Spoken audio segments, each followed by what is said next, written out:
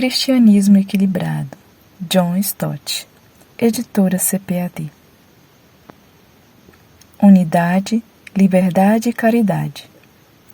Minha preocupação é chamar a atenção para uma das grandes tragédias da cristandade contemporânea, que é especialmente visível no meio de todos nós que somos chamados, e na verdade é como nos chamamos, cristãos evangélicos. Numa única palavra, essa tragédia chama-se polarização. Serei mais específico sobre o que quero dizer. O pano de fundo para a tragédia é a nossa substancial concordância no histórico cristianismo bíblico. Nossa união nos fundamentos da fé cristã é coisa grande e gloriosa. Cremos em Deus Pai, infinito e pessoal, santo, criador e sustentador do universo. Cremos em Jesus Cristo, o único Deus, homem, em seu nascimento virginal, em sua vida encarnada, na autoridade do seu ensino, em sua morte expiatória, na sua ressurreição histórica e em seu retorno pessoal à Terra. Cremos no Espírito Santo, por cuja inspiração especial as Escrituras foram escritas e por cuja graça pecadores são hoje justificados e nascidos de novo, transformados na imagem de Cristo, incorporados à Igreja e enviados para servir no mundo. Nestas e em outras grandes doutrinas bíblicas, permanecemos firmes pela graça de Deus e permanecemos juntos. Contudo, nós não somos unidos. Nós nos separamos uns dos outros por assuntos pouco importantes. Algumas das questões que nos dividem são teológicas, outras temperamentais. Teologicamente, por exemplo, podemos discordar na relação exata entre soberania divina e responsabilidade humana na ordem e ministério pastoral da Igreja, se deve ser episcopal, presbiteriano ou independente, e até onde os crentes podem envolver-se numa mistura denominacional sem que se comprometam a si mesmos e a fé que professam. Nas relações igreja-estado, em quem está qualificado para ser batizado e no volume de água a ser usado, em como interpretar a profecia, em quais dons espirituais estão disponíveis hoje, quais são os mais importantes. Essas são algumas das questões nas quais crentes igualmente dedicados e bíblicos discordam entre si. São questões que os reformadores chamam de adiaforia, questões indiferentes. Desta forma, embora pretendemos continuar defendendo nossa própria convicção das Escrituras, em conformidade com a luz que nos tem sido dada, procuraremos não pressionar dogmaticamente a consciência de outros crentes, mas tratar cada um com liberdade, em amor e respeito mútuo. Não se pode fazer coisa melhor do que mencionar o famoso epigrama atribuído a um certo Rupert Meldenius, e citado por Richard Baxter. Em coisas essenciais, unidade, mas não essenciais, liberdade. Em todas as coisas, caridade. Estamos também separados uns dos outros temporariamente. Esquecemos-nos às vezes que Deus ama a diversidade e tem criado uma rica profusão de tipos humanos, temperamentos e personalidades. Além disso, o nosso temperamento tem mais influência na nossa teologia do que geralmente imaginamos ou admitimos. Embora a nossa compreensão da verdade bíblica dependa da iluminação do Espírito Santo, ela é inevitavelmente colorida pelo tipo de pessoa que somos, pela época na qual vivemos e pela cultura a quem pertencemos. Alguns de nós, por disposição e formação, são mais intelectuais que emocionais, outros mais emocionais que intelectuais. Repetindo, a disposição mental de muitos é conservadora, detestam mudanças e sentem-se ameaçados, enquanto outros são por natureza rebeldes à tradição. O que eles detestam é monotonia, considerando mudança como algo próprio de sua natureza. Questões como estas surgem de diferenças temperamentais básicas. Porém, não devemos permitir que o nosso temperamento nos controle. Pelo contrário, devemos deixar que as Escrituras julguem nossas inclinações naturais de temperamento. Caso contrário, acabaremos por perder o nosso equilíbrio cristão. O título desse ensaio é Cristianismo Equilibrado, pois uma das maiores fraquezas que os cristãos, especialmente os evangélicos, manifestam é a tendência para o extremismo ou desequilíbrio. Parece que não existe outro passatempo de que Satanás mais goste do que o de tirar o equilíbrio dos crentes. Embora eu não reivindique qualquer amizade pessoal com ele e nem tampouco qualquer conhecimento íntimo da sua estratégia, suponho ser este um dos seus hobbies favoritos. Por falta de equilíbrio, entendemos o deleite que sentimos em habitar em uma ou outra das regiões extremas da verdade. Se pudéssemos apoiar-nos em ambos os polos simultaneamente, exibiríamos um saudável equilíbrio bíblico. Em lugar disto, tendemos a cair em extremos, como Abraão e Ló, nos separamos uns dos outros. Empurramos outras pessoas para um polo, enquanto que o polo oposto é mantido como nossa propriedade. Teologicamente falando, ninguém na história da Igreja Britânica nos preveniu melhor deste perigo do que Charles Simmel, professor do King's College e pároco da Igreja Holy Trinity, em Cambridge, no início do século passado. Considere essa conversa imaginária com o apóstolo Paulo que ele incluiu numa carta para um amigo em 1825. A verdade não está no meio nem no extremo, mas nos dois extremos. Aqui estão dois extremos, calvinismo e arminianismo. Paulo, como te situas em relação a eles? No meio termo intermediário? Não. Nos extremos? Não. Como então? Nos dois extremos. Hoje eu sou um calvinista convicto, amanhã um convicto arminiano. Bem, Paulo, compreendo a tua esperteza. Vai a Aristóteles e aprende o meio termo intermediário. Simon continua.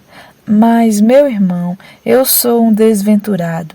Primeiramente, li Aristóteles e gostei muito, mas desde que comecei a ler Paulo, tenho captado algo de seus estranhos conceitos, oscilações, não vacilações, de um polo para o outro. Às vezes sou um poderoso calvinista e outras um débil arminiano. Desta forma, se extremos te deleitarem, sou a pessoa certa para ti. Lembra-te somente, não é para um extremo que devemos ir, mas para ambos. Um adágio que Charles Smith descreveu como tão naturalmente desconcertante para a mente inglesa. As palavras de Simon são sabedoria para hoje. Sejam nossas polarizações basicamente teológicas ou temperamentais, devemos evitá-las. Meu irmão, permita-me dar 4 exemplos da inutilidade de polarizações desnecessárias, o que será feito nos capítulos seguintes. Intelecto e emoção. O primeiro exemplo situa-se no campo do intelectual e do emocional. Alguns crentes são tão friamente intelectuais que se questionam serem eles mamíferos de sangue quente, para não dizer seres humanos, ao passo que outros são tão emocionais que se deseja saber se são possuidores de uma porção mínima de massa cinzenta. Eu me sinto constrangido a dizer que o mais perigoso dos dois extremos é o anti-intelectualismo, de depois a entrega ao emocionalismo. Vemos isto em algumas pregações evangelísticas, que não consistem em outra coisa senão em um apelo para a decisão, com pouquíssima ou nenhuma pregação do Evangelho e pouca ou nenhuma argumentação com o povo a respeito das Escrituras à maneira dos apóstolos. A mesma tendência é evidente na atual busca de experiências emocionais, vividas de primeira mão, e na exaltação da experiência como critério da verdade, ao passo que a verdade deveria ser sempre o critério da experiência. O meu receio é que essa tendência seja um legado semi-cristianizado do essencialismo secular, o que parece ter filtrado na consciência pública da famosa distinção de Martin Heidegger entre existência autêntica e inautêntica. É que devemos abandonar cada convenção e disciplina e cada estilo de vida imposto que ameace a nossa autenticidade pessoal. Devemos, acima de tudo, escolher que seremos nós mesmos, pensando e fazendo somente o que nos pareça ser autêntico no momento. À luz deste princípio, tenho ouvido jovens crentes argumentando assim: ninguém pode esperar que eu creia numa doutrina só porque está nas Escrituras. Só crerei se a doutrina autenticar-se a mim como verdadeira. Você não pode esperar que eu vá à igreja, que leia a Bíblia ou que ore só porque estes são deveres cristãos. Eu somente posso fazer estas coisas se sentir vontade. E eu não posso, possivelmente, amar o meu próximo, para não dizer o meu inimigo, só porque sou ordenada a fazer isso, mas somente se o Espírito Santo produzir um relacionamento de amor com o próximo autêntico e real. Ao lado da corrente insistente na experiência existencial, segue uma desconfiança, um menosprezo ou intelecto. A fuga da razão é um sinal distintivo da vida secular contemporânea, pelo menos é assim nos Estados Unidos. O professor Richard Hofstadter documentou isto muito bem em seu livro Anti-intelectualismo na vida americana. É um impressionante exemplo recente, pode ser encontrado em Joy Mignis, quando sob o título A Venda do Presidente, 1968, ele relata a campanha eleitoral de Richard Nixon em 1968. Os organizadores da campanha ficaram convencidos de que Nixon perdera a eleição para Kennedy em 1960 porque Kennedy tinha uma imagem televisiva bem melhor que a de Nixon. Então, consultaram Marshall McLuhan para orientá-los em como fazer com que Nixon se projetasse eletronicamente e como transformá-lo de um advogado seco e sem graça em um ser humano afetuoso e animado. Política, o professor McLuhan assegurou-lhes, é apenas uma ciência racional. Eleições, insistiu, não são ganhas na bancada eleitoral apresentada, mas nas imagens. Faça os eleitores gostarem da cara do sujeito e a campanha está virtualmente ganha. Esta é naturalmente uma situação séria quando uma nação desenvolvida é então levada a abdicar de sua responsabilidade política, deixar de debater os assuntos do dia ou formar sua opinião e votar.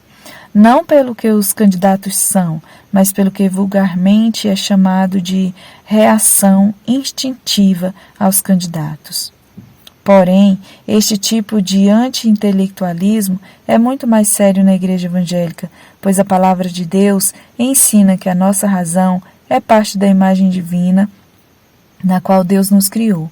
Ele é o Deus racional que nos fez seres racional e nos deu uma revelação racional. Negar nossa racionalidade é, portanto, negar nossas humanidade, vindo a ser menos do que seres humanos. As Escrituras proíbem que nos comportemos como cavalos e mulas que são sem entendimento, e, ao contrário, ordenam que sejamos maduros em nosso entendimento. Salmo 32, 9 e 1 Coríntios 14, 20. De fato, a Bíblia nos diz constantemente que cada área da vida cristã é dependente do uso cristão de nossas mentes. Permita-me dar um exemplo. O exercício da fé. Muitos acham a fé inteiramente irracional. Mas as Escrituras nunca colocam a fé e a razão uma contra a outra, como sendo incompatíveis. Pelo contrário, fé somente pode nascer e crescer em nós pelo uso de nossas mentes. Em ti confiarão os que conhecem o teu nome. Salmo 9 e 10. A confiança deles brota do conhecimento da fidelidade do caráter de Deus. Novamente, em Isaías 26, 3, tu conservarás em paz aquele cuja mente está firme em ti, porque ele confia em ti. Aqui, confiar em Deus e manter a mente em Deus são sinônimos e uma perfeita paz é o resultado. À luz desta ênfase bíblica a respeito do lugar da mente na vida cristã, o que é que devemos dizer para a geração moderna dos anti-intelectuais, os emocionais? Sinto muito ter de dizer que eles estão se autoproclamando intensamente como sendo crentes mundanos. pois mundanismo não é apenas uma questão, como fui ensinada a acreditar, de fumar, beber e dançar, nem tampouco aquela velha questão sobre embelezar-se, ir a cinemas, usar mini-saias, mas o espírito do século. Se absorvermos sem qualquer exame os caprichos do mundo, neste caso o existencialismo, sem que primeiro sujeitemos isto a uma rigorosa avaliação bíblica, já nos tornamos crentes mundanos. Temos como princípio fundamental, disse Wesley para um de seus primeiros críticos, que renunciar o uso da razão é renunciar à religião, que religião e razão seguem de mãos dadas, e que toda religião irracional é falsa religião. Citado por R. W. Burton, R. E. Shirley em A Compend of Wesley Theologia, 1954, página 26. Sinto-me na obrigação de acrescentar, contudo, que se o anti-intelectualismo é perigoso, a polarização oposta é quase igualmente perigosa. Um hiperintelectualismo árido e sem vida, uma preocupação exclusiva com a ortodoxia, não é cristianismo do Novo Testamento. Não há dúvida de que os crentes primitivos eram profundamente motivados pela experiência de Jesus Cristo.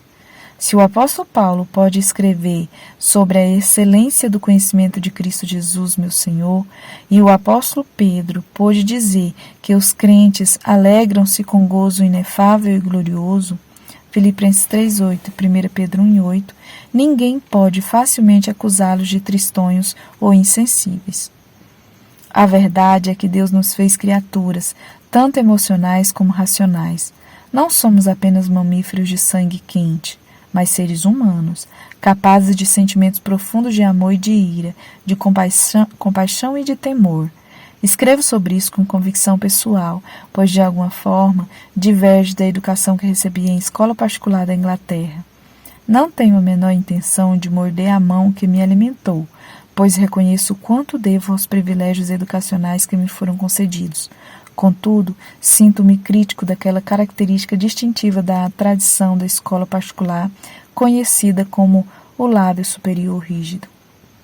Visto que o primeiro sinal externo de profunda emoção interna é geralmente o tremor do lábio superior, mantê-lo rígido é reprimir as emoções e cultivar as virtudes, mais masculino que feminino, mais anglo-saxão que latino, de coragem, vigor e autocontrole. O que não poderia acontecer era um rapaz chorar em público. Choramingo era reservado às moças e crianças. Desde aqueles dias de pré-guerra, contudo, tenho lido o Novo Testamento muitas vezes e descoberto que Jesus não teve acanhamento de demonstrar suas emoções. Em 2 ocasiões diferentes, somos informados de que ele, na realidade, caiu em prantos em público. Primeiro ao lado do túmulo de um amigo, e depois na impenitente Jerusalém. Neste caso, então, Jesus não foi educado no mesmo sistema da escola particular britânica. Se é um perigo negar nosso intelecto, é um perigo também negar nossas emoções. Mesmo assim, é o que muitos de nós estamos fazendo. Alvin Toffler escreveu sobre alguns jovens americanos que estão exibindo os sintomas do que ele chama de choque do futuro.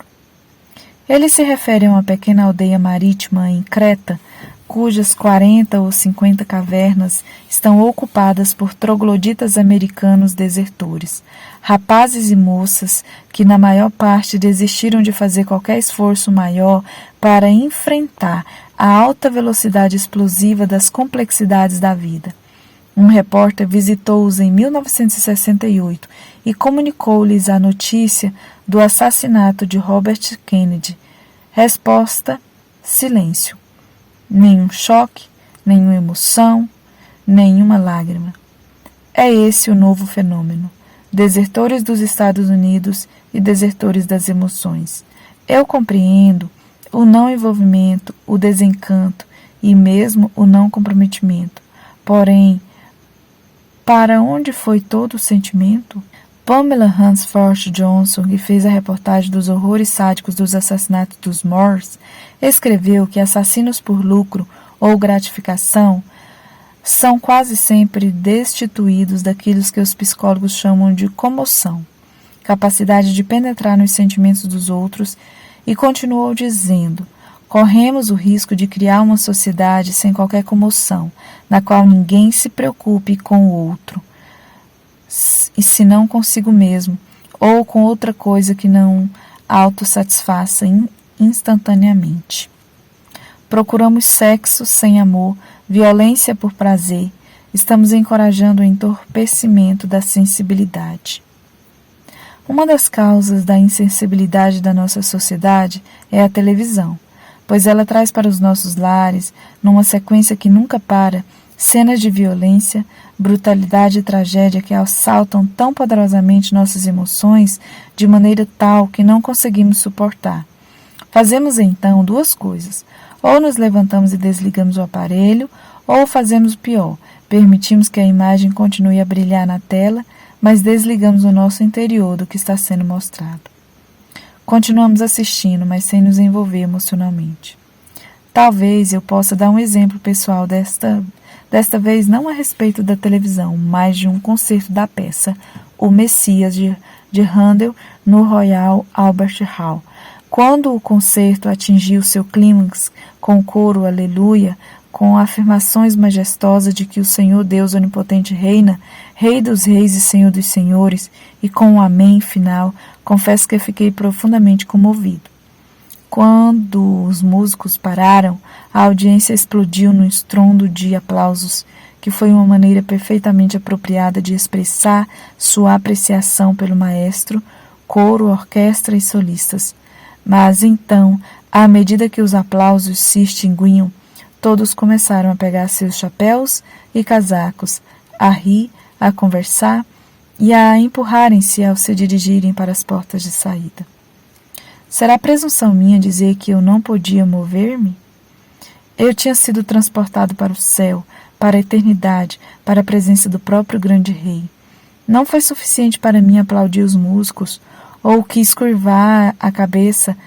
Eu quis curvar a cabeça e adorar a Deus. Sou eu estranho ao reagir com tão profunda emoção religiosa?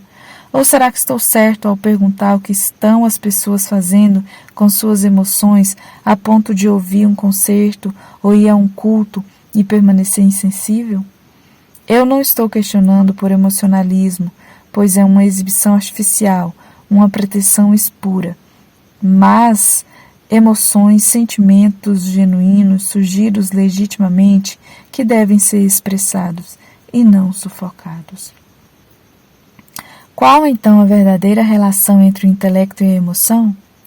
Muhammad Iqbal, jurisconsulto e poeta que se tornou presidente da Liga Muçulmana, que preparou o caminho para um Paquistão independente e que trabalhou por um novo entendimento entre o Oriente e o Ocidente, escreveu em um de seus poemas: no Ocidente, intelectos é a fonte da vida.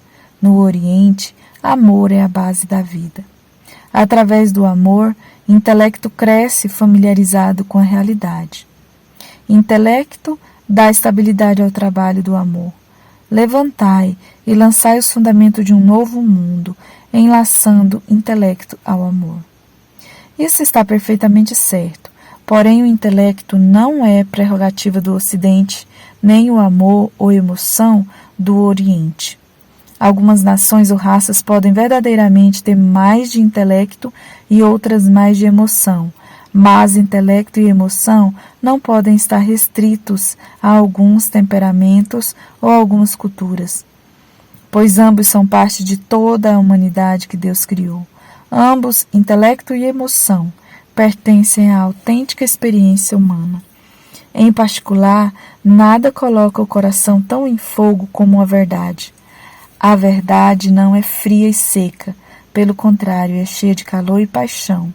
E em qualquer que seja o momento em que novas perspectivas da verdade de Deus surgem diante de nós, não podemos ser apenas contemplativos. Somos movidos a responder, seja em penitência, ira, amor ou adoração. Pense nos 2 discípulos a caminho de Emaús. Na primeira Páscoa, à tarde, quando o Senhor ressuscitado falava com eles. Quando ele desapareceu, eles disseram um para o outro: porventura, não ardia em nós o nosso coração quando pelo caminho nos falava e quando nos abria as Escrituras? Lucas 24:32. Eles tiveram uma experiência emocional durante toda a tarde. Por isso, descreveram a sensação que tiveram como coração ardente. E qual foi a causa do ardor espiritual? Foi Cristo abrindo-lhes as Escrituras. É o mesmo hoje. Sempre que lemos as Escrituras e Cristo as abre para nós, para que captemos verdades novas, nossos corações devem arder dentro de nós. Como F.W. Faber disse, teologia profunda é a melhor lenha para a devoção. Pega fogo, que é uma beleza, e uma vez acesa, queima por muito tempo. Citado por Ralph G. Tumber em Obstáculos Ministério, 1946. Esta combinação verdadeira de intelecto e emoção deveria ser visível tanto na pregação como na compreensão da palavra de Deus. Ninguém expressou isto melhor do que o Dr. Martin Lloyd Jones, que bem define o que é pregação. Abre aspas, lógica em fogo, razão eloquente, são contradições? Claro que não. Razão acerca da verdade tem de ser poderosamente eloquente, como você pode verificar no caso do apóstolo Paulo e de outros. É teologia em fogo. É uma teologia que não traz fogo, eu afirmo. E uma teologia que não traz fogo, eu afirmo, é uma teologia defeituosa. Pregação é teologia vinda através de um homem em fogo. Tradição e liberdade. A segunda polarização desnecessária na igreja contemporânea refere-se a conservadores e radicais. Devemos começar pela definição dos termos. Por conservador, estamos nos referindo às pessoas que estão determinadas a conservar ou preservar o passado e são, por isso, resistentes a mudanças.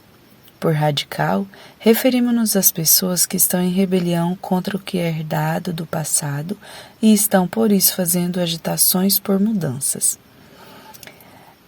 Deixai-me agora definir mais precisamente em que sentido cada crente deveria ser um conservador e um radical ao mesmo tempo. Cada crente deveria ser conservador porque toda a igreja é chamada por Deus para conservar sua revelação, para guardar o depósito. 1 Timóteo 6:20, 2 Timóteo 1:14. Para batalhar pela fé que uma vez foi dada aos santos. Judas 3. A tarefa da igreja não é continuar inventando novos evangelhos, novas teologias, novas moralidades e novos cristianismos, mas antes ser uma guardiã fiel do único evangelho eterno, pois a autorrevelação de Deus alcançou sua consumação no seu Filho Jesus Cristo e no testemunho apostólico de Cristo, preservado no Novo Testamento. Isso não pode ser alterado de forma alguma, é imutável em verdade e autoridade. Os 4 autores do livro Crescendo em União expressaram este ponto com vigor. A primeira tarefa da igreja é manter as boas novas intactas.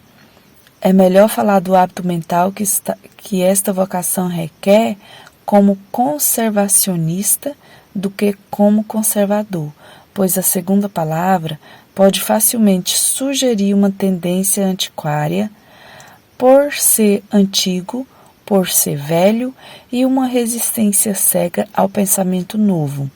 E não é absolutamente a respeito disso que estamos falando. Antiquarianismo e obscurantismo são vícios da mente cristã, mas conservadorismo está entre as suas virtudes. Alguns crentes, contudo, não limitam o conservantismo deles à teologia bíblica que professam. O fato é que são conservadores por natureza. Eles são conservadores na política e na perspectiva social, no estilo de vida, no estilo de vestir, no estilo de cortar o cabelo, no estilo da barba, em qualquer outro tipo de estilo que se mencione. Não estão apenas atolados na lama, a lama deles endureceu como concreto. Mudança de qualquer tipo é anátema para eles. São como o duque inglês, o qual teria dito durante seus dias de estudante na Universidade de Cambridge: qualquer mudança, em qualquer tempo e por qualquer razão, deve ser deplorada. O slogan favorito é: como foi no princípio, é agora e será para sempre. Amém. Um radical, por outro lado, é alguém que faz perguntas grosseiras sobre as tradições estabelecidas. Ele não considera qualquer tradição, qualquer convenção e qualquer instituição, ainda que antiga, como sendo sacrossanta. Ele não reverencia vaca sagrada alguma. Pelo contrário, está preparado para submeter qualquer coisa herdada do passado ao escrutínio crítico. E seu escrutínio geralmente leva-o a querer reformas, até mesmo revolução, embora sendo um crente, opte pela não violência. Um radical reconhece a rapidez com que a cena do mundo está mudando hoje. Ele não se sente ameaçado por isto, nem é seu primeiro instinto comportar-se como o rei Canute e tentar prender a mudança da maré crescente. Alvin Toffler define choque do futuro, a expressão que ele inventou como paralelo a choque cultural. Nestes termos, choque do futuro é a desorientação vertiginosa produzida pela chegada prematura do futuro. Pode bem ser a mais importante moléstia de amanhã. Mas o radical não fica chocado com isso. Sabendo que mudanças são inevitáveis, ele dá-lhes boas-vindas e se ajusta para a chegada de qualquer mudança e até mesmo a inicia. Parece então à primeira vista que conservadores e radicais estão em oposição e que não podemos fazer outra coisa senão polarizar nesta questão. Mas não é bem assim. Não é bem entendido que nosso Senhor Jesus Cristo foi conciliatoriamente um conservador e um radical, embora em esferas diferentes. Não existe a menor dúvida de que ele foi um conservador em sua atitude para com as Escrituras. As Escrituras não podem ser anuladas, nem um jota ou um tio se omitirá da lei, sem que tudo seja cumprido. João 10:17, Mateus 5:17 e 18. Uma das principais queixas de Jesus contra os líderes judeus da sua época referia-se ao desrespeito por parte deles pelas Escrituras do Velho Testamento e à falta de uma verdadeira submissão à sua autoridade divina. Mas Jesus pôde também ser verdadeiramente descrito como um radical. Ele foi um crítico mordaz e destemido do tradicionalismo judeu, não somente devido à insuficiente lealdade que havia para com a palavra de Deus, mas também devido à lealdade exagerada às próprias tradições humanas. Jesus teve a temeridade de lançar fora séculos de tradições que tinham sido herdadas, as tradições dos anciãos, para que a palavra de Deus pudesse ser apreciada e novamente obedecida. Marcos 7, 1-13. Ele foi também muito ousado nas violações das convenções sociais. Insistiu em preocupar-se com todas as áreas da comunidade que eram normalmente menosprezadas. Falou com mulheres em público, o que não era aceito nos seus dias. Convidou crianças para que viessem a ele, embora na sociedade romana, crianças rejeitadas fossem geralmente abandonadas ou deixadas ao relento, o que levou os discípulos a acharem que ele não gostaria de ser incomodado por elas. Ele permitiu que prostitutas o tocassem. Os fariseus afastavam-se delas horrorizados. E ele mesmo, na realidade, tocou num leproso intocável. Os fariseus apedrejavam-nos para que fossem mantidos à distância. Destas e de outras maneiras, Jesus recusou-se a ser preso por costumes humanos. Sua mente e consciência estavam presas unicamente à palavra de Deus. Por conseguinte, Jesus foi uma combinação única do conservador e do radical. Conservador em relação às Escrituras e radical no escrutínio, seu escrutínio bíblico, de todas as outras coisas. Ora, o discípulo não está acima do seu mestre, como Jesus frequentemente dizia. Portanto, se Jesus pode combinar conservadorismo e radicalismo, assim podemos nós, que afirmamos segui-lo. Verdadeiramente devemos fazê-lo, se formos leais a ele. Há uma necessidade urgente para que mais CRS surjam na igreja, agora não mais representando as iniciais para católicos romanos, mas para conservadores radicais.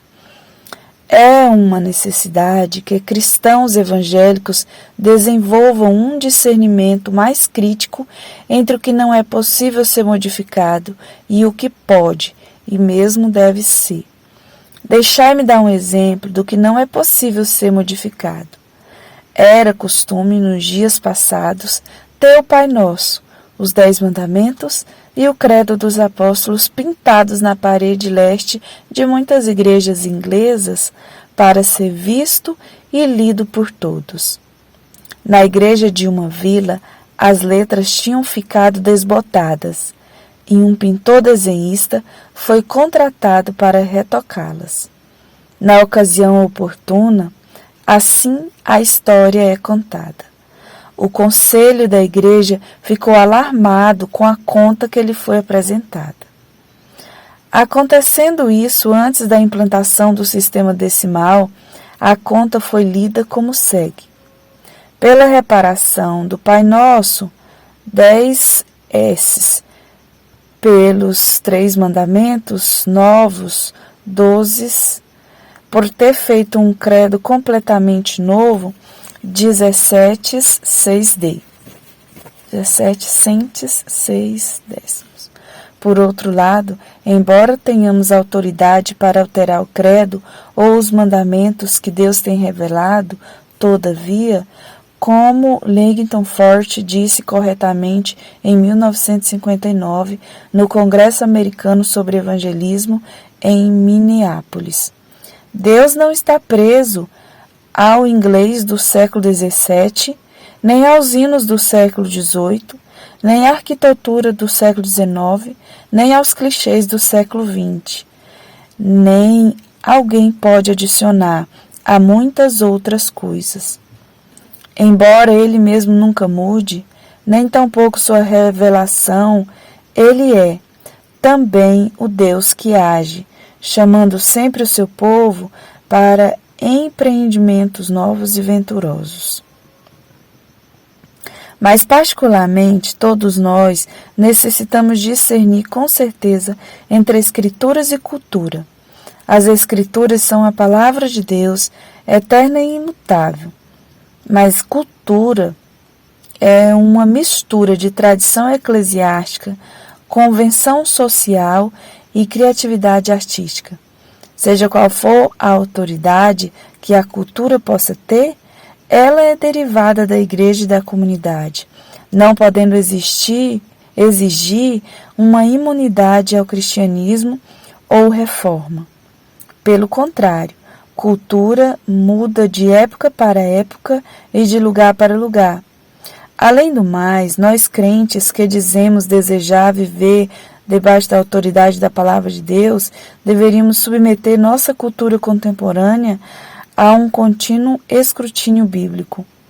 Longe de ressentirmos-nos com a mudança cultural ou de resistirmos a ela, deveríamos estar na linha de frente, junto àqueles que trabalham por uma modificação progressiva, para fazer com que a mudança realmente expresse cada vez mais a dignidade do homem e seja mais agradável a Deus que os criou. Numa recente visita aos Estados Unidos, fiquei impressionado com um grupo de estudantes que encontrei em Trinity Evangelical Divinity School, em Deerfield, Illinois. Eles pertenciam aos mais diversos grupos, mas achavam-se unidos no compromisso para com o cristianismo bíblico, no desencanto com muito do cristianismo americano contemporâneo e na determinação de descobrir uma aplicação radical do cristianismo bíblico aos grandes assuntos do dia. De modo que eles se reuniam num grupo de estudo e oração, do qual surgiu a Coligação Cristã do Povo, cujo órgão oficial é o The Post America. O primeiro número, publicado em fevereiro de 1971, tinha uma representação do Senhor Jesus na primeira folha, coroado com espinhos, manietado e envolto com as estrelas e listas da bandeira americana. Muitos pensaram que o retrato fazia paralelo com a blasfêmia, mas eu não compartilhei com a mesma reação. Pelo contrário, achei que foi uma expressão genuína que eles tinham pela honra de Cristo. Jim Wallis publicou no seu editorial: a ofensa da religião estabelecida é a proclamação e a prática de uma caricatura de cristianismo inculturado, domesticado e sem vida, que nossa geração fácil e naturalmente rejeita. Nós achamos que a igreja americana está cativa dos valores e estilo de vida de nossa cultura. O cativeiro da igreja americana tem resultado na desastrosa equação a maneira americana de vida somada à maneira cristã de vida. Exatamente o mesmo poderia ser dito da expressão cultural do cristianismo em outras partes do mundo.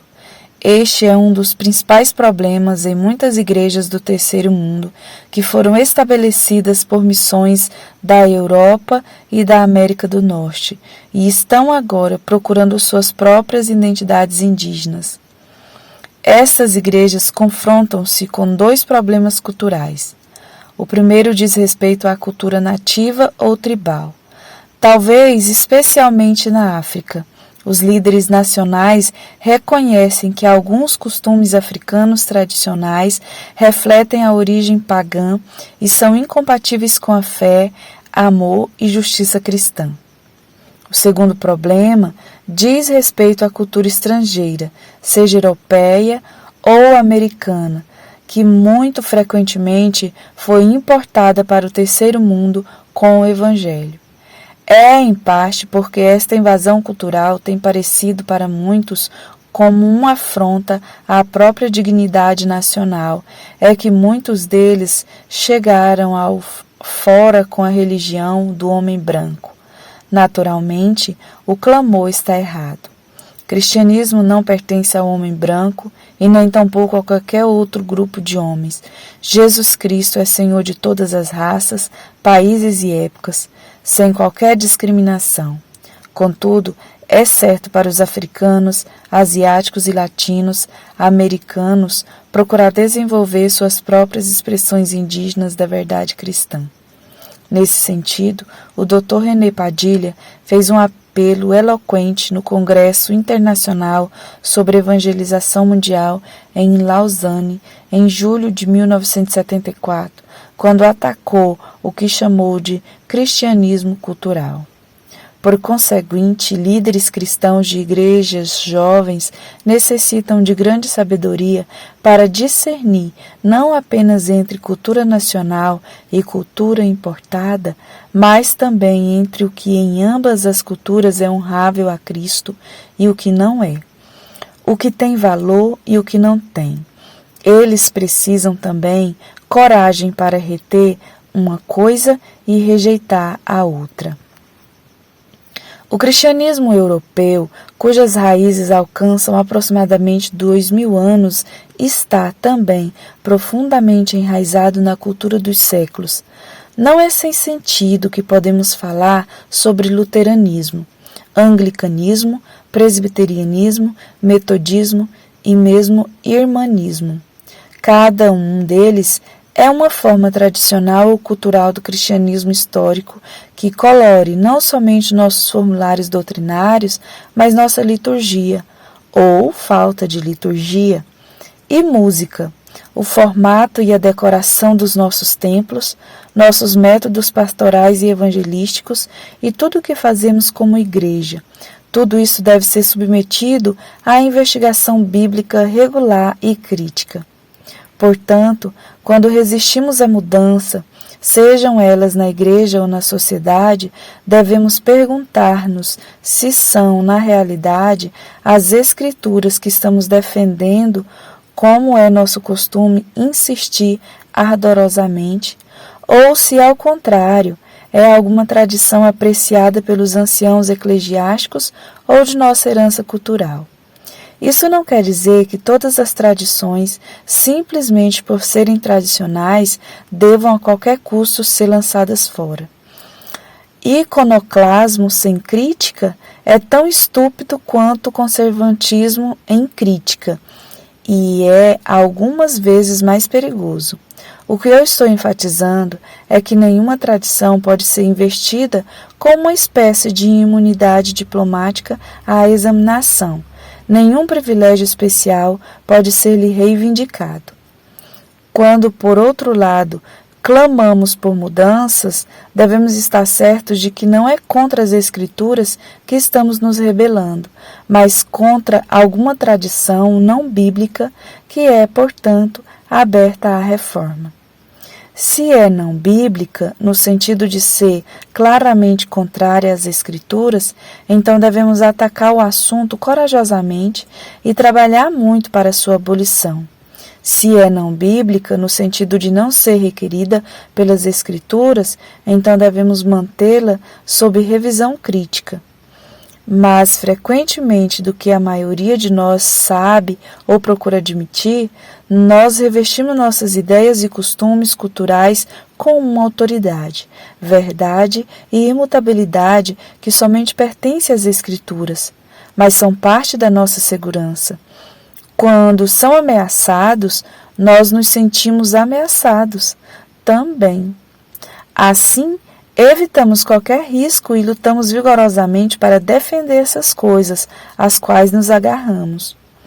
Outras vezes, nós nos posicionamos por demais fracamente em relação às Escrituras e tratamos a palavra de Deus como se pudéssemos colocá-la de lado tão facilmente quanto o fazemos com as opiniões e tradições humanas. Por conseguinte, provamos que somos cristãos mundanos, que têm a tal ponto absorvido a onda anti-autoritária do mundo, que nem mesmo estamos preparados para viver debaixo da autoridade de Deus e de sua palavra, pelo qual ele governa o seu povo. Os crentes contemporâneos são chamados para andar nesta corda apertada. Nós não devemos resistir às mudanças totais. Além disso, mesmo em questões abertas à mudança, devido à liberdade dada pelas Escrituras, não devemos ser iconoclastas. Crentes que creem no Deus da história e na atividade do Espírito Santo no decorrer da história da Igreja, não podem deleitar-se com mudanças simplesmente por mudar. Algumas vezes, como Jesus disse, melhor é o velho, Lucas 5,39, porque tem aguentado a prova do tempo. Devemos também ser sensíveis ao conservatismo dos crentes de gerações mais antigas. Eles não puderam adaptar-se com facilidade a mudanças, mas foram mais facilmente feridos e perturbados por isso. Somos chamados para um sábio discernimento, instruídos por uma perspectiva bíblica, para que sejamos apreciadores do legado do passado e responsáveis pela disposição do presente.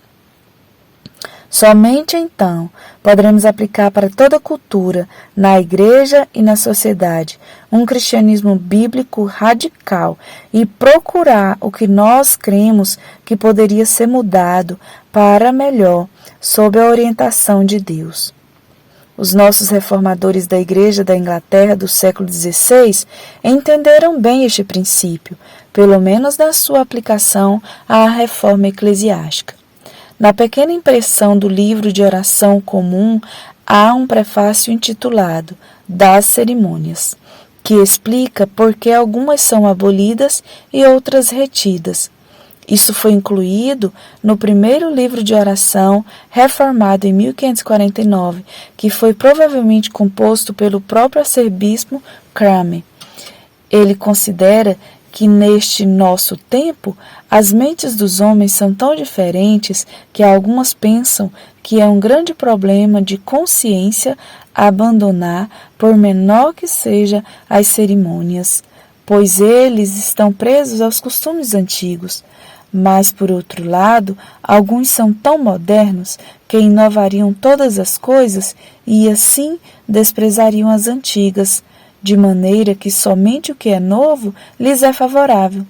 Similarmente ao prefácio que explica os princípios que regeram a revisão do livro de oração em 1662, começa: tem sido sábia por parte da Igreja da Inglaterra, desde a primeira compilação da liturgia pública, manter um equilíbrio entre os dois extremos, de rigidez demasiada em recusar e de facilidade demasiada em admitir.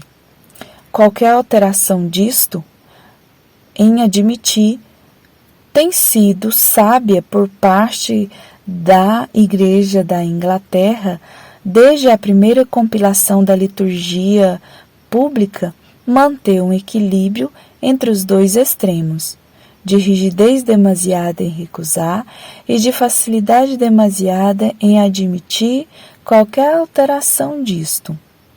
Possa Deus dar-nos esta mesma sabedoria hoje e também dar-nos a coragem de aplicá-la não somente para os assuntos eclesiásticos, mas também nos assuntos sociais, éticos e políticos.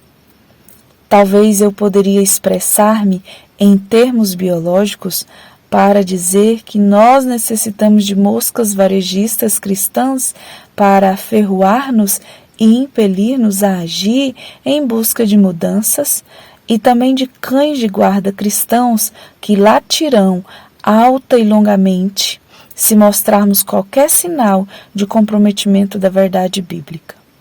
Nenhum dos dois, moscas varejistas e cães de guarda, são companhias fáceis de se conviver com eles, nem tampouco acham eles a companhia um do outro compatível. Contudo, as moscas varejistas não devem picar os cães de guarda, nem devem os cães de guarda comer as moscas varejistas. Eles devem aprender a coexistir na Igreja de Deus e a executarem seus papéis ao encontrar a atenção em nós, a maioria do povo de Deus, que desesperadamente necessitamos do ministério de ambos. Tendo advertido sobre os perigos de mudanças demasiadas ou de nenhuma, concluo este capítulo dizendo que o perigo maior, pelo menos entre os evangélicos, é confundir cultura com escrituras, ser conservador e tradicionalista demais, estar cego a todas as coisas na igreja e na sociedade que desagradam a Deus e que deveriam, portanto, desagradar-nos. Ter os pés enterrados no status que é resistir firmemente à mais desconfortável de todas as experiências, mudanças. Evangelismo e ação social. Eu mudo agora da polarização. Evangelismo e ação social. Eu mudo agora da polarização entre o conservador e o radical para a do estruturado e não estruturado. As estruturas seculares estão desmoronando em todos os lugares. Há uma rebelião mundial contra as formas institucionais rígidas e um sentimento universal à procura de liberdade e flexibilidade.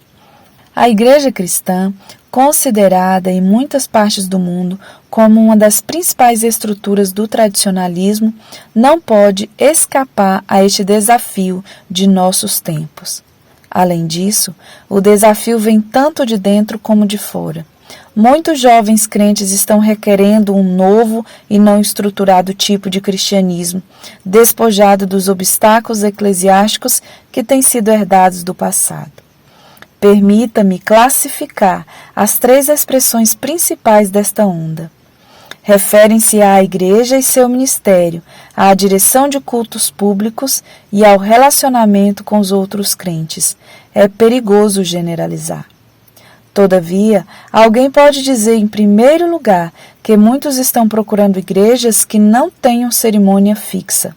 Grupos de crentes estão agora libertando-se em muitas partes do mundo, libertando-se da tradição e fazendo as coisas à sua maneira. Em segundo lugar, há um desejo por cultos informais nos quais o ministro não mais domina, mas onde a participação da congregação é incentivada, onde o órgão é substituído pelo violão e uma liturgia antiga pela linguagem de hoje, onde há mais liberdade e menos formalidade, mais espontaneidade e menos rigidez. Em terceiro lugar, há uma rejeição de denominacionalismo e uma nova ênfase bastante corrente em cortar os laços que os prendem ao passado e mesmo a outras igrejas do presente. Eles querem chamar-se crentes, mas sem qualquer rótulo denominacional. Sem dúvida, essas 3 exigências têm alguma lógica. Elas são fortemente sentidas e poderosamente manifestadas. Não podemos simplesmente considerá-las como irresponsabilidades loucas do jovem. Há uma ampla busca para o livre, o flexível, o espontâneo, o não estruturado. A geração dos crentes mais velhos e tradicionais precisa entender isso, ser solidária e acompanhar, na medida do possível, o que está acontecendo. Todos nós concordamos em que o Espírito Santo pode ser, e às vezes tem sido, aprisionado em nossas estruturas e sufocado por nossas formalidades. Contudo, há algo a ser dito em relação ao outro extremo. Liberdade não é sinônimo de anarquia. Que argumento pode ser apresentado, então, em favor de alguns tipos de cerimônias e estruturas? Primeiro, uma igreja estruturada. Os crentes pertencem a diferentes origens denominacionais e apreciam tradições diferentes. Contudo, a maioria, talvez todos nós, concorda em que o fundador da igreja tensionou que ela tivesse uma estrutura visível. Verdadeiramente, a igreja tem o seu aspecto invisível, em que somente o Senhor conhece os que são seus, 2 Timóteo 2,19. Mas não podemos refugiar-nos na doutrina da invisibilidade da igreja verdadeira para negar que Jesus Cristo tinha em mente que seu povo fosse visto e conhecido como tal. Ele mesmo insistiu no batismo como a cerimônia de iniciação na sua igreja, e batismo é um ato visível e público. Ele também instituiu sua ceia como a refeição da comunhão cristã, pela qual a igreja identifica a si mesma e exercita disciplina sobre os membros. Além disso, ele consagrou pastores para alimentar o seu rebanho. Portanto, sempre que você tiver batismo, a ceia do Senhor e um pastorado, ou em termos tradicionais, um ministério e ordenanças, você tem estrutura. Pode ser que seja mais simples e mais flexível do que em muitas denominações históricas, mas continua uma estrutura clara e definida. De mais a mais, seu valor pode ser fortemente discutido em termos de ter-se um ministério e ordenanças que sejam reciprocamente reconhecidas pelas diferentes igrejas. Segundo, a adoração formal. Em particular, sou completamente a favor da adoração espontânea, exuberante, alegre e barulhenta do jovem, ainda que algumas vezes possa ser doloroso, como experimentei uma vez em Beirute, quando o meu ouvido direito estava a apenas algumas polegadas do trombone. Alguns de nossos cultos são por demais formais, sérios e maçantes. Ao mesmo tempo, em algumas reuniões modernas, a quase total noção de reverência perturba-me. Parece que alguns acham que a principal evidência da presença do Espírito Santo é o barulho. Temos nos esquecido de que uma pomba é tanto um emblema do Espírito quanto o vento e o fogo. Quando ele visita o seu povo em poder, às vezes traz quietude, silêncio, reverência e temor. Sua voz mansa e delicada é ouvida. Homens curvam-se maravilhados diante da majestade do Deus vivo e o adoram. O Senhor está no seu santo templo. Cale-se diante dele toda a terra. Eu não estou sugerindo que reverência e formalidades sigam sempre juntas, pois reuniões informais podem também ser reverentes, ao passo que cultos formais podem ter seriedade e beleza sem ter uma verdadeira reverência espiritual. Mas onde seriedade e reverência são encontradas em conjunto, a adoração oferecida é bastante agradável a Deus. Terceiro, um princípio de conexão. A maioria de nós desejaria insistir em pelo menos um certo grau de independência para a igreja local, que, em conformidade com o Novo Testamento, é uma manifestação local e visível da Igreja Universal. E a igreja local, não apenas a Igreja Universal, é chamada o templo de Deus e o corpo de Cristo, a igreja local. 1 Coríntios 3, 16 e 12, 27. E a Igreja Universal, Efésios 2, 19 e 22, 4, 14 e 16. Contudo, é possível levar este princípio da autonomia da igreja local longe demais e virtualmente ignorar todos os crentes do passado e do presente. Quando isso acontece, a igreja local tem se tornado tão autossuficiente que menospreza a igreja de Deus no tempo e no espaço. Precisamos, portanto, lembrar-nos de certas verdades bíblicas que o povo cristão, especialmente o jovem, tende a esquecer. Estão eles interessados somente no presente? Estão eles, a geração de agora, fazendo eco ao famoso dito de Henry Ford, que história, discurso insincero? Às vezes parece que sim, mas em que tipo de Deus creem eles? Pois o Deus da Bíblia é o Deus da história, o Deus de Abraão, de Isaque, de Jacó, de Moisés e dos profetas, dos apóstolos e da Igreja Apostólica, que cumpre seus propósitos através dos séculos. Se Deus é o Senhor da história, como podemos nós ignorá-la ou não nos interessar por ela? Ele é também o Deus de toda a igreja. A unidade da igreja é derivada da unidade de Deus, e porque há um só Pai, há uma só família e um só Senhor. Há uma só fé, uma só esperança e um só batismo. E porque há um só Espírito, há somente um corpo. Efésios 4, 4 a 6. Portanto, toda a questão do relacionamento com outros crentes é controversa e complicada. E certamente as Escrituras não nos dão autoridade para procurar ou assegurar unidade sem verdade.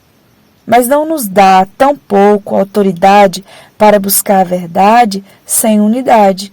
Independência é conveniente, mas também o é a comunhão na fé comum que professamos. Mais uma vez, meu argumento é que não polarizemos nessa questão. Há um lugar necessário na Igreja de Cristo, tanto para o estruturado como para o não estruturado, tanto para o formal como para o informal, tanto para o sério como para o espontâneo, tanto para a independência como para a comunhão. A Igreja primitiva apresenta-nos um exemplo saudável neste assunto. Lemos que imediatamente depois do dia de Pentecostes, os crentes cheios do Espírito Santo estavam unânimes todos os dias no templo, partindo o pão em casa. Atos 2:46. Assim, eles não rejeitaram imediatamente a igreja institucional. Eles procuraram reformá-la em conformidade com o Evangelho, e eles simplesmente complementavam as reuniões formais de oração do templo com reuniões em suas próprias casas. Parece-me que cada congregação deveria incluir no programa tanto cultos mais formais na igreja, quanto reuniões informais de comunhão nos lares. Os mais antigos membros tradicionais da igreja que amam a liturgia precisam experimentar a liberdade do culto no lar, ao passo que os mais novos que amam o barulho e a espontaneidade precisam experimentar a seriedade e a reverência dos cultos formais da igreja. A combinação é muito saudável. A quarta polarização desnecessária diz respeito às nossas responsabilidades evangelísticas e sociais. Tem sido sempre uma característica dos evangélicos ocupar-se com o evangelismo. Tanto assim que não é raro encontrarmos com uma confusão de termos, como se evangélico e evangelístico significasse a mesma coisa. Na nossa ênfase evangélica em evangelismo, temos compreensivelmente reagido contra o tão falado evangelho social, que substitui salvação individual por melhoramento social, e apesar do notável testemunho da ação social dos evangélicos do século XIX, nós mesmos temos suspeitado de qualquer envolvimento deste tipo. Ou, se temos sido ativos socialmente, temos tido a tendência de concentrar-nos nas obras de filantropia, cuidando dos acidentes de uma sociedade doente, e tomado cuidado para evitar a política, as causas de uma sociedade doente. Algumas vezes, a polarização na igreja tem parecido ser completa, com alguns exclusivamente preocupados com evangelismo e outros com ações político-sociais. Como um exemplo para o primeiro, tomarei alguns grupos do tão falado povo de Jesus. Ora, estou muito longe de querer ser crítico de todo o movimento. Contudo, uma das minhas inúmeras hesitações diz respeito às comunidades de Jesus que parecem ter rejeitado a sociedade e se retirado para a comunhão individual, fazendo cultos evangelísticos ocasionais no mundo fora da comunidade. Vernon Wishart, um ministro da Igreja Unida do Canadá, escreveu sobre o povo de Jesus em novembro de 1972, num artigo da revista Observer, órgão oficial da sua igreja. Ele escreveu o movimento como uma reação ao profundo mal-estar cultural e social e uma tentativa para vencer uma depressão do espírito humano causada pela tecnocracia materialista. Mostrou-se admirador do genuíno zelo cristão por eles manifestado. Como crentes primitivos, eles simplesmente vivem de uma maneira amorosa, estudando as Escrituras, partindo o pão juntos e compartilhando os recursos. E ele reconheceu que o intenso relacionamento pessoal deles com Jesus e de um para com o outro era um antídoto à despersonalização da sociedade moderna. Ao mesmo tempo, ele viu este perigo. Voltar-se para Jesus pode ser uma tentativa desesperada de desviar-se do mundo no qual ele encarnou. Como as drogas, a religião de Jesus pode ser uma fuga de nossa tecnocultura. Nessa última frase, Vernon Wishart colocou o dedo no problema principal. Se Jesus amou o mundo de tal maneira que entrou nele através da encarnação, como podem seus seguidores proclamar que amam o mundo procurando escapar dele? Sir Frederick Carteret escreveu: procurar melhorar a sociedade não é mundanismo, mas amor. Lavar as mãos da sociedade não é amor, mas mundanismo. A polarização oposta parece ter sido evidente na Assembleia da Comissão do Conselho Mundial de Igrejas sobre Missão e Evangelismo Mundial, realizada em Bangkok em janeiro de 1973. Por ter sido intitulada Salvação Hoje, muitos tiveram a esperança de que uma definição nova de salvação surgiria, que quer seria tanto fiel às Escrituras como relevante para o mundo moderno. Porém, ficamos decepcionados. Os documentos preparatórios e a própria conferência tentaram redefinir salvação em termos quase inteiramente sociais, econômicos e políticos. É verdade que houve referências à salvação pessoal do pecado e que o propósito da convocação para uma moratória de 10 anos no envio de dinheiro e pessoal missionário para as igrejas do terceiro mundo foi ajudá-las a tornarem-se autossuficientes.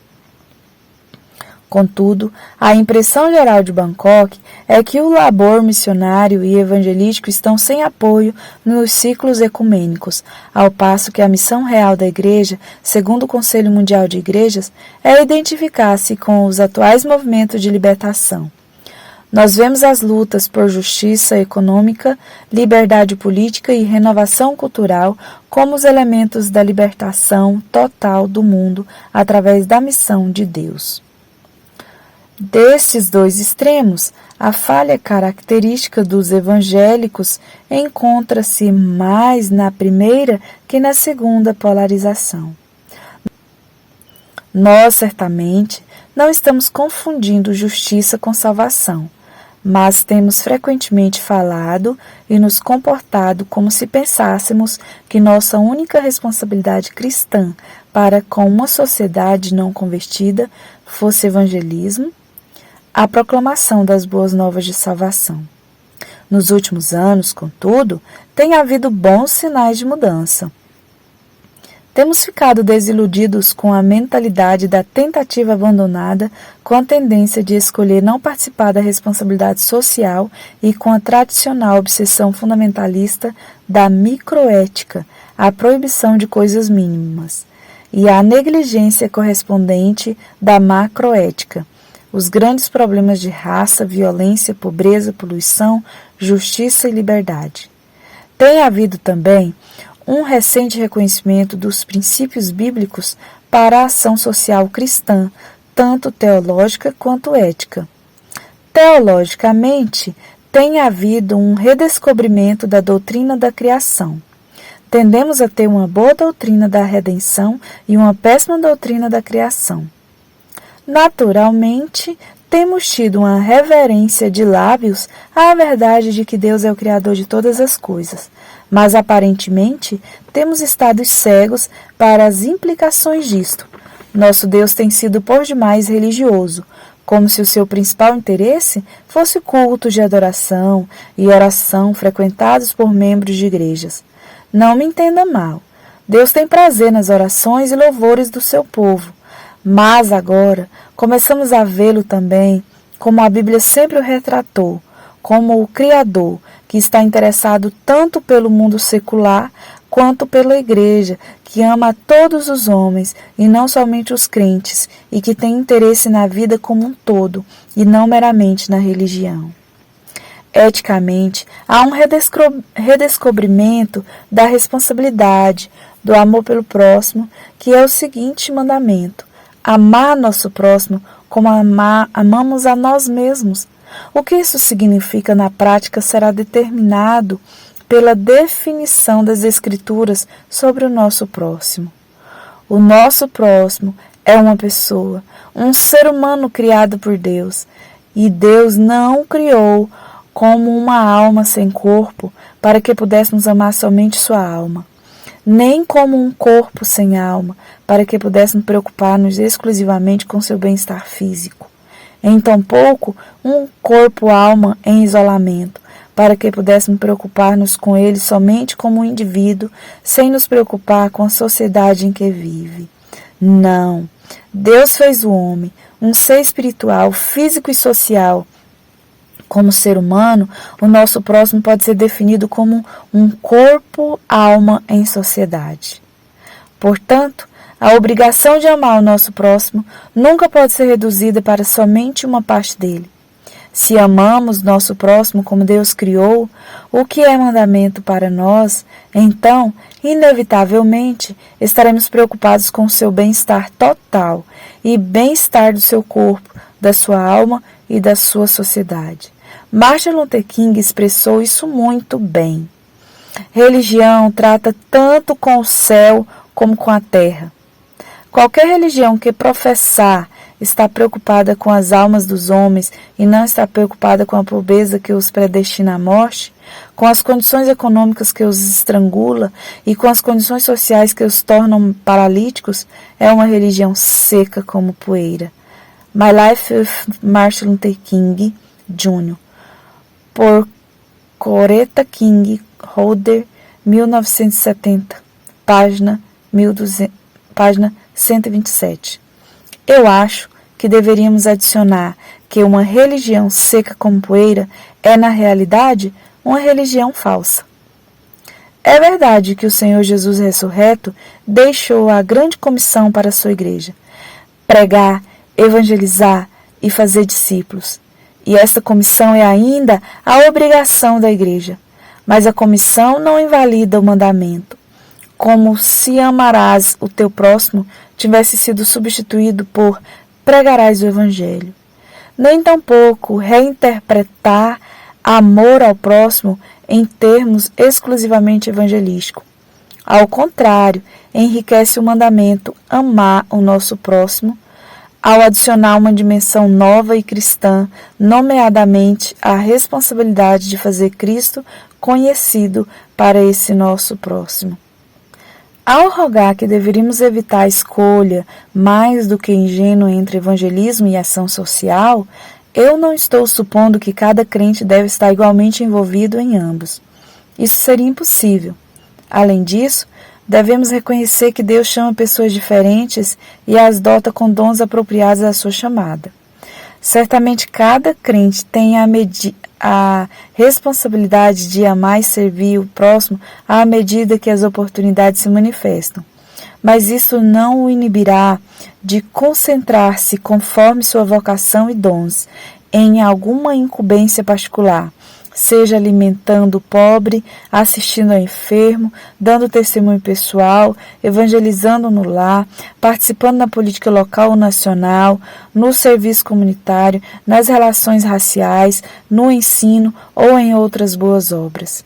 Embora cada crente individualmente deva descobrir como Deus o tem chamado e dotado, aventuro-me a sugerir que a igreja evangélica local, como um todo, deve preocupar-se com a comunidade secular local como um todo. Uma vez que isto seja aceito em princípio, crentes individuais que compartilham as mesmas preocupações seriam incentivados a juntar-se em grupos de ação e estudo. Não para ação sem estudo prévio, nem para estudo sem ação consequente, mas para ambos. Tais grupos, com responsabilidades, considerariam em oração um problema particular com a intenção de agir atacando o problema.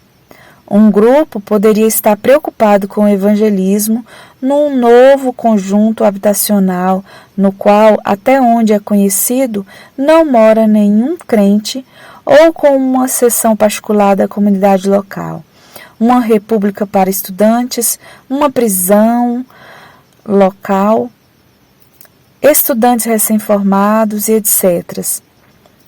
Um outro grupo poderia dedicar-se aos problemas dos imigrantes e das relações radicais, de uma favela diária e de habitações deficientes, de um asilo para velhos desamparados ou de um hospital, de pessoas idosas que têm pensão, mas se sentem sós, de uma clínica local de aborto ou de uma casa de prostituição. A possível lista é quase interminável, mas se os membros de uma congregação local fossem compartilhar as responsabilidades evangelísticas e sociais da Igreja em conformidade com seus interesses, chamadas e dons, muito trabalho construtivo poderia certamente ser feito na comunidade. Eu não conheço qualquer outra declaração de nossa dupla responsabilidade cristã, social e evangelística melhor do que aquela feita pelo Dr. W.A. Weiser.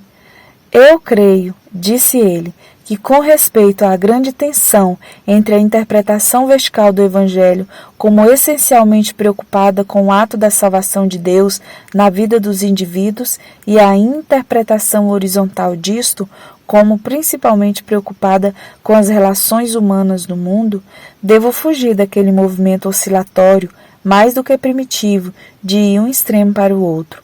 Um cristianismo que tem perdido sua dimensão vertical tem perdido seu sal e é não somente insípido em si mesmo, mas sem qualquer valor para o mundo. Mas um cristianismo que usaria a preocupação vertical como um meio para escapar de sua responsabilidade pela vida comum do homem é uma negação do amor de Deus pelo mundo manifestado em Cristo. Deve tornar-se claro que membros de igreja que de fato negam suas responsabilidades com o necessitado em qualquer parte do mundo são tão culpados de heresias quanto todos os que negam este ou aquele artigo da fé. O meu argumento neste livreto tem sido a favor de um cristianismo bíblico equilibrado, no qual se evitam as polaridades comuns do mundo cristão e especialmente do mundo evangélico. Precisamos enfatizar tanto o intelecto como o emocional, lembrando que nada coloca o coração em fogo como a verdade, tanto o conservador como o radical, resolvido a conservar as Escrituras, mas a avaliar a cultura em conformidade com a Bíblia, tanto o estruturado como o não estruturado, pois um pode completar o outro, e tanto o evangelístico como o social, pois nenhum deles pode ser um substituto, uma capa ou uma desculpa para o outro, desde que cada um sustente a si próprio como uma expressão para o qual Deus, o Senhor, ainda chama o seu povo. Em pelo menos nestas 4 áreas, que não são as únicas, temos uma boa autoridade bíblica para substituir um excessivo e ingênuo, ou por um maduro ambos e coloquemos, pois, nossos pés com confiança nos 2 polos simultaneamente. Não nos permitamos polarizar.